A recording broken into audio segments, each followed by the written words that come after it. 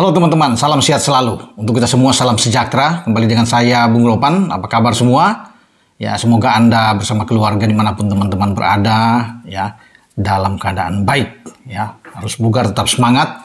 Dan terima kasih buat teman-teman semua yang sudah mensubscribe channel YouTube Bung Ropan, share dan like.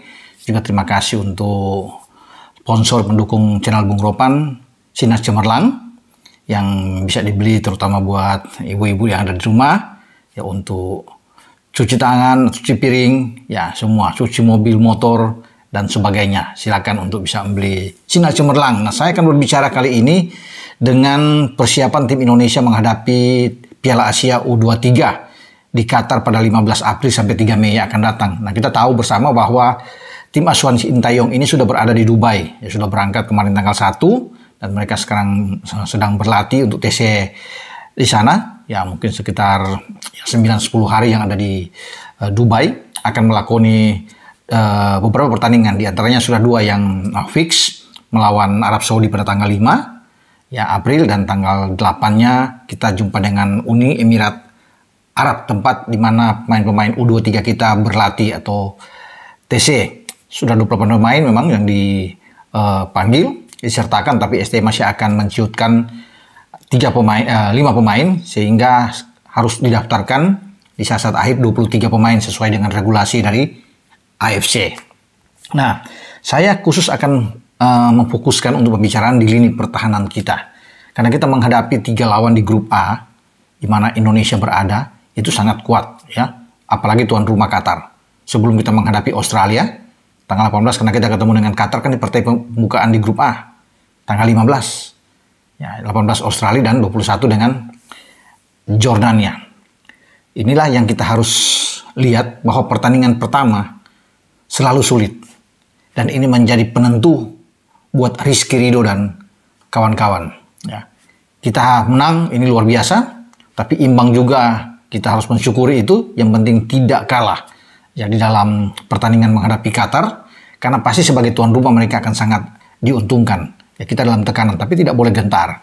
Dengan skuad yang ada sekarang, saya masih optimis meyakini bahwa kita mampu memberikan perlawanan terhadap tuan rumah Qatar dan bahkan punya peluang untuk memenangkan pertandingan. Ya, sekitar 12-13 pemain yang berada di tim senior yang masih usia muda sekarang memperkuat tim U23 kita di Piala Asia. Itu yang membuat saya sangat optimis. Ada 6 abroad yang dipanggil, ya termasuk dengan Justin Hubner, yang nantinya akan menjadi palang pintu kita bersama dengan Kapten Rizky Ridho di belakang. Itu yang kita akan tunggu. Nah, pemain-pemain lainnya ada Pratama Arhan tentunya, ada Ivar Yaner, ada Rafael Struijk, dan Nathan Cho. Nah, itu yang ada di luar, di samping pemain-pemain yang ada di Liga 1, itu sudah juga direkrut. Ya, saya tidak akan berbicara juga siapa 5 pemain yang nantinya akan terlempar dari skuad ini, tapi pertahanan. Kenapa pertahanan? Karena ini kunci buat kita. Siapa yang akan dipasang oleh STY? Kalau bermain dengan 3 back lewat skema 3-4-3. Ya, kalau dengan 3 back, karena di belakang itu saya melihat ada 4 pemain yang bisa difungsikan. Pertama Justin Hubner, Rizky Ridho, Alfredo Dewanga, dan juga Muhammad Ferrari. Sebenarnya ada juga dengan Komang Teguh ya, yang bisa bermain. Jadi bisa dipilih. Jika bermain dengan 3 ini, kita masih punya Nathan Cho sebenarnya, yang bisa bermain lebih ke dalam, walaupun di asli sebagai bek kiri. Nah, kita punya 2 bek kiri yang handal, yang bagus, Pratama Arhan dan Nathan Cho. Di kanan juga kita punya bagus, ada Bagas Kava dan Rio Fahmi. Kita akan lihat ke tengahnya ini, apakah Nathan akan ditarik untuk berduet dengan Justin Hubner dan juga dengan Rizky Ridho. Itu kan yang menjadi opsi lain bagi STY. Tapi bisa saja dengan Muhammad Ferrari. Muhammad Ferrari ada di sana karena Ferrari kemarin sempat dipanggil oleh STY untuk masuk di tim senior di saat kita akan melakoni laga kedua di Maidin Stadion di kota Hanoi, dan kita menang 3-0 walaupun Ferrari tidak bermain karena dia hanya datang untuk mengisi, untuk bisa menjaga, mengantisipasi bersama dengan Rahmat Irianto saat itu.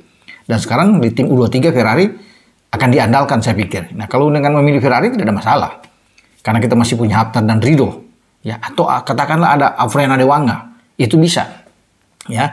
Dengan Justin Hubner datang sebagai Nathan Cho datang sebagai super sub, karena mungkin Arhannya akan dicoba pertama kali akan bermain, ya. Jadi ini pilihan yang tentunya harus selektif benar bagi STY untuk menempatkan pemain-pemain di starting 11 terutama di jantung pertahanan. Ya, karena STY harus memilih apa dengan 3 back ya atau dengan 4 back flat sejajar. Berarti bisa saja Rio atau Bagas di kanan atau Nathan bersama dengan Pratama, tinggal dipilih. Ya, bisa Nathan, bisa Pratama. Nah, kalau dua bermain di tengah, sudah pasti ini akan menjadi milik bagi Justin Hubner bersama dengan Rizky Ridho. Ya, bermain dengan 4-3-3. Ini kan pola lebih menyerang tentunya. Dengan fungsi 2 back sayap ini harus rajin untuk naik turun. Ya. Nah, 3 di tengah itu terdiri dari Ivar Jenner, Arkan Fikri, dan juga dengan Marcelino Ferdinand. Itu yang bisa terjadi. Rafael Struijk yang akan bermain lebih melebar karena akan bisa menempatkan entah Hoki atau dengan Ramadan Sananta sebagai pemain nomor 9 di depan. Ya, itu yang kita akan lihat dengan Witan Sulaiman pasti akan mendapat tempat karena Witan selalu dipasang oleh STY dalam 2 pertandingan terakhir di tim senior menghadapi Vietnam tanggal 21 dan 26 Maret yang lalu. Dan saya kira bagi Witan dia akan masuk dari sisi kanan. Rafael mungkin akan di kiri atau mereka bisa bergantian. Yang pasti di depan itu Ramadan atau Hoki. Nah, kita kembali ke barisan belakang. Barisan belakang ini sangat menentu. Kenapa? Karena dengan pola apapun harus diantisipasi ada 3 pemain Qatar. Karena kita bermain pertama dengan Qatar. Ya, pada tanggal 15 nanti. Mereka punya Lofty Majer di lini serang. Dan Matem Mansour. Ini 2 yang akan sangat diandalkan dibantu dengan gelandang serang mereka yang bagus. Khalid Ali, ya, yang berbahaya.